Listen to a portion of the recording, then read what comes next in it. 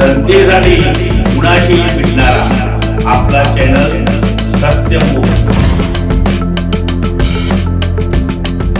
इचलकरंजी येथील शिवप्रतिष्ठान हिंदुस्थान या संभाजीराव भिडे गुरुजींच्या संघटनेच्या वतीने आज मंगळवारी प्रतिवर्षीप्रमाणे दुर्गामाता दौड काढण्यात आली।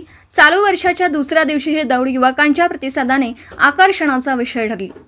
दुसऱ्या दिवशीची ही दौड जनता बँक चौकातून संग्राम चौक, षटकोन चौक, बंडगर माळ, IGM हॉस्पिटल रोड, शिवतीर्थ ते मुख्य रस्त्याने जनता बँक चौकात विसर्जित झाली।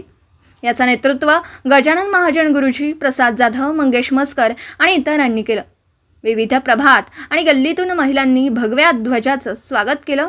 सत्यमुख प्रतिनिधी राम भवटिंकडे, इचलकरंजी।